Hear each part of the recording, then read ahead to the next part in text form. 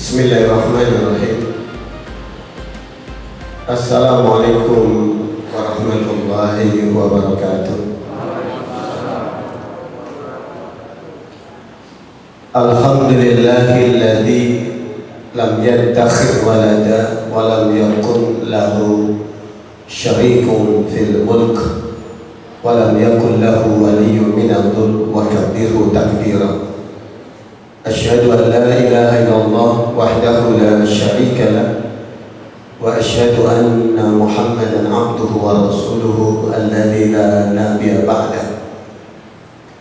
Faqad qala Allah ta'ala fil Qur'anil Karim, a'udzu billahi minasy syaithanir rajim, ya ayyuhalladzina amanu hal adullukum ala tijarah tunjikum min adabin alim.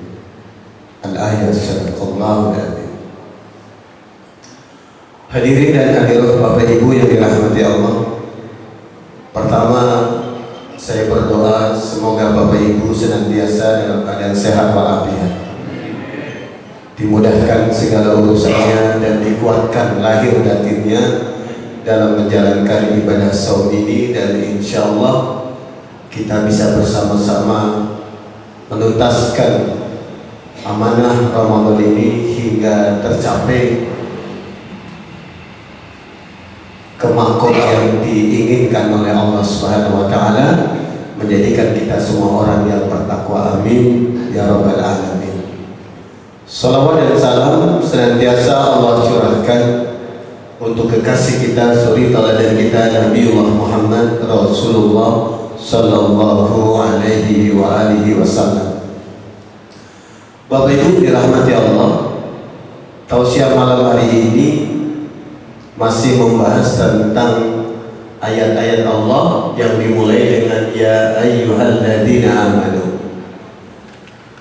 Kalau kita lihat jumlah surat atau jumlah ayat yang ada di dalam Al-Quran, tercatat sekitar 89 ayat yang dimulai dengan ya ayyuhalladzina amanu. Dari 114 surat, berarti ini cukup banyak Pak ya. Kenapa? Karena kalau kita membaca secara detail, termasuk yang malam hari ini insya Allah saya sampaikan tausiah terkait dengan surat As-Saff ya. Surat As-Saff ini ada 3 ayat yang dimulai dengan ya ayyuhalladzina amanu. Yang pertama dimulai dengan lima taquluna ma la taf'alun. Kemudian ayat 10 ya ayyuhalladzina amanu hal adullukum ala tijaratin tunjikum min adabin alim. Terakhir nanti di ayat ke-14-nya ya ayyuhalladzina amanu kunu ansarallah. Artinya surat ini memang surat yang penuh dengan panggilan khusus kepada mereka yang beriman. Dan surat ini, mohon maaf Bapak Ibu, adalah surat yang hari ini menjadi dilema, problem kita. Kenapa? Karena surat ini membahas tentang as-saff. As-saff ini adalah barisan, dan problem kita ini babnya bab barisan Pak Ibu. Jangankan barisan yang nanti dibahas di surat As-Saff ini kan barisan perang Pak. Iya kan? Kenapa? Karena bahasanya Allah mencintai orang yang berperang, yuqatiluna fi sabilillah, kan begitu, dengan posisi safnya kuat. Kita belum sampai ke bab sana nih Pak Ibu, terlalu jauh kita hari ini. Kenapa? Karena bab saf ini baru sedang dilaksanakan, dirasakan di bulan Ramadan ini oleh masyarakat muslim yang ada di Persia, yang ada di Iran. Nah, mereka sedang safnya itu dikuatkan untuk melawan gempurannya tentara Amerika dengan Israel. Kalau bab kita ini safnya masih saf tentang sholat Pak Ibu. Ya, kenapa ketika Rasulullah Shallallahu Alaihi Wasallam menasihati kita kalau mau sholat, sahu suku bakum baina taswiyatas subuh bin tamam sholat, kan Pak Ibu, ada parameter, ada ukuran saf yang lurus tulus dan rahmat itu seperti apa sih? Kalau Rasulullah SAW menggambarkan ukuran rapatnya sapi itu adalah pertemuannya tumit atau mata kaki, Pak Ibu. Jadi kita tidak boleh melebarkan, mohon maaf, kaki kita terlalu lebar melebihi lebarnya pundak kita. Harus paling nggak hadwa mankibah itu adalah sejajar dengan area punggung kita. Jadi nggak boleh begini juga, Pak Ibu, mohon punten Pak Ibu ya. Jadi nggak boleh salat itu kaki kita lebih merapat. Bab ini mah adanya bab sujud. Nah, kita melebar. Dan kedua, posisi kaki melebar itu mohon maaf bukan begini, tapi agak masuk ke dalam supaya tumit atau mata kaki masih ada potensi persinggungan. Itu baru rapat itu. Menurut Rasulullah Sallallahu Alaihi Wasallam. Maka mohon maaf sekali lagi, yang paling satnya susah itu punten biasanya ibu-ibu, karena sholatnya bahwasanya sesuai dengan sajadahnya. Atau kalau sajadahnya lebar mah jauh-jauhan Pak Ibu. Apalagi begitu dia sudah mulai ruku, sujud, itu mulai kelihatan tuh. Termasuk saat laki-laki juga demikian. Nah, Bapak Ibu yang dirahmati Allah, itu ukuran sah di saat sholat. Dan ini menjadi penting. Kenapa? Karena kesempurnaan Islam itu ada pada kesempurnaan sholat, kan begitu Pak Ibu? Karena awwalu ma yuhasabu bil abdu yaumal qiyamah as-shalah. Amalan pertama yang akan dihisab adalah sholat. Jika sholatnya bermasalah, maka dicari sholat sunnahnya. Baru nanti sholat-sholat sunnah yang lainnya dimulai dan dicari sholat rawatibnya. Makanya mudah-mudahan Bapak Ibu nih selama Ramadan rawatibnya kuat, supaya apa? Bisa menutup celah kekurangan kebaikan sholat fardu kita. Dan bersyukur Ramadan ini kan Bapak Ibu didorong untuk mau tarawih, ya kan? Tarawih ini kan sholat malam yang didawamkan di era Umar bin Khattab radhiyallahu anhu menjadi jamaah. Karena di zaman Rasulullah SAW tidak selalu, cuman beberapa kali saja berjamaahnya. Tapi karena kita sadar sholat sendiri kita ini berat Pak Ibu. Daripada saya sholat pahalanya nggak jelas karena bacaan suka lupa, mendingan saya bermakmum aja ya. Kalau bermakmum kan paling nggak kayak imamnya tadi udah enak kita dengerin, ya kan? Pahalanya kita mau berapa derajat Bapak Ibu? 27 derajat. Sholatul jamaati afdalu min sholatil fardhi bisab'in wa ishrina darajah. Nah, ini keutamaan. Jadi bersyukur Bapak Ibu bisa mendawamkan di Ramadan ini sholat berjamaah, termasuk di tarawihnya. Nah, kita masuk ke pembahasan Pak Ibu. Kalau kita bicara ayat 10, hal adulukum, ini adalah ayat yang mengajak kita berdialog. Jadi ayat ini Allah ngajak kita bicara Pak Ibu. Dari mana tahunya? Dari kalimat adullukum. Adullukum itu fi'il mudhari, kata yang menunjukkan peristiwa sedang atau sedang berjalan dan akan terjadi. Dan di sana Allah Subhanahu wa taala berada dalam posisi dhamir mutakallim, ana, saya.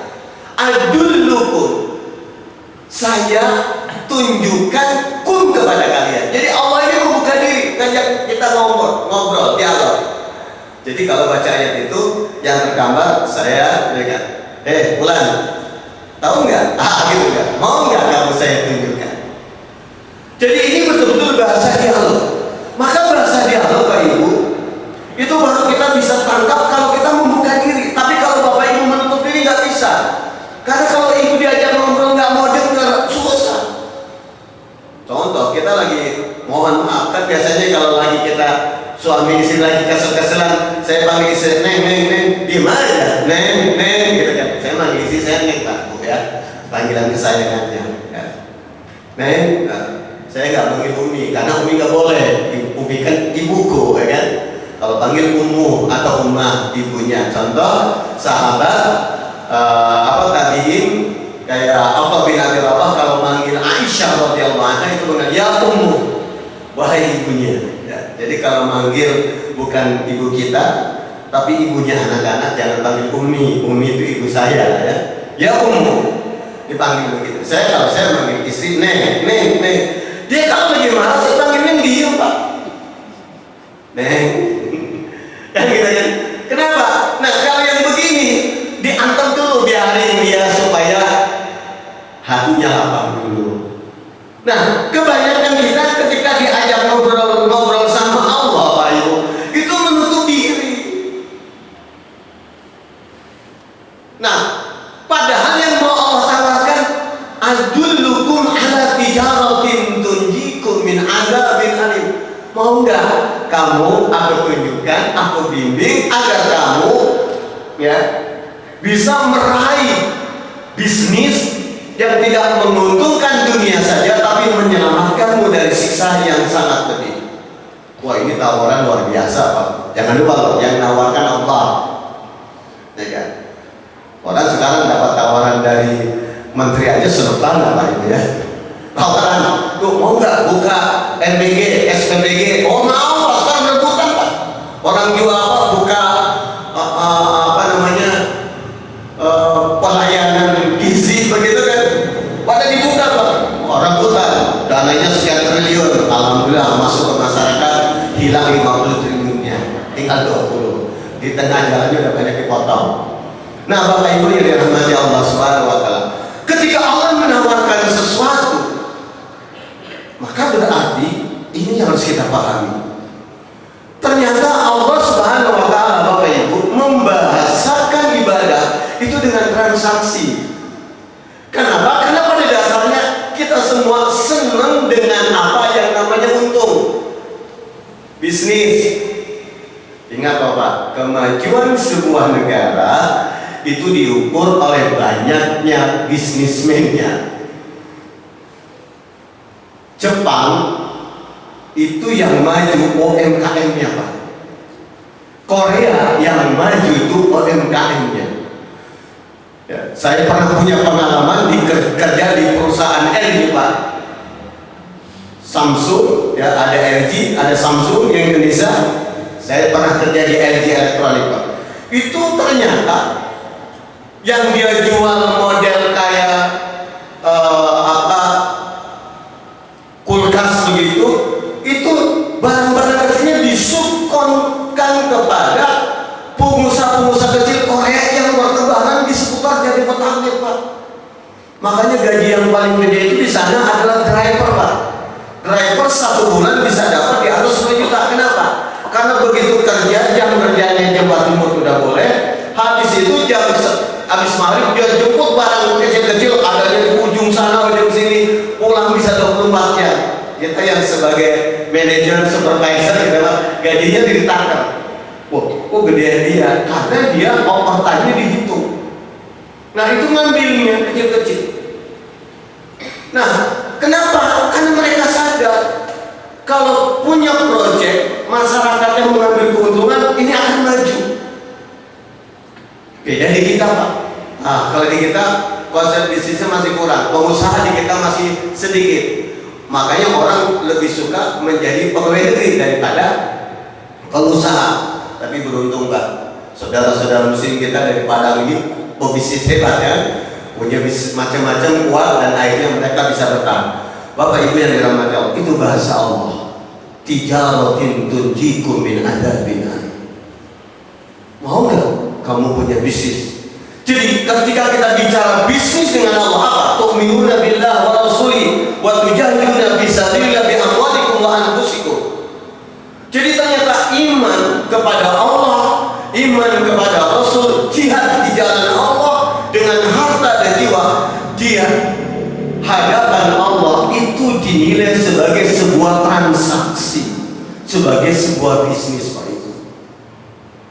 Maka kalau kita pengen diterima bisnis kita Pak, coba Bapak dapat order, bisa nggak supply kita bawang putih. Kira-kira Bapak mau ngasih bawang putih yang apa? Yang kualitas nomor 1 atau kualitas KW? Kira-kira milih mana Bu? Kalau di sisi tawarin begitu, pilihnya yang kualitas nomor 1 dong Bu ya. Tapi syaratnya harganya masuk, betul nggak? Oh, berapa itu berani bayar? Oh, ternyata harganya sesuai. Dan kita ingin panjang, kita kasih harga yang kompetitif dengan barang kualitas nomor 1. Sama Bu, kalau kita bicara keimanan kita, kalau iman kita mau dinilai oleh Allah, nggak boleh setengah-setengah Pak. Kenapa? Karena iman itu seperti kripto, volatilitasnya tinggi, naik turunnya. Kalau bahasa hadisnya yazidu wa yanqus, kadang naik, kadang turun. Kan awal-awal Ramadan ramai nih Pak ya, penuh, betul nggak Bu? Ibu berapa sok kira-kira? Sekarang sudah malam ke-24, tinggal berapa sok Ibu?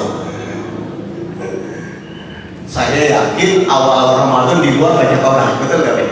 Di atas juga jangan-jangan ada. Betul Pak? Iya, sekarang ada mulai yankus, yazid wa yankus. Nah, kenapa orang merasa terbebani datang sholat tarawih berjamaah? Karena dia merasa nggak ada untung. Nah, ngapain? Padahal Allah sedang membuka ruang untuk Anda mau dibayar cash.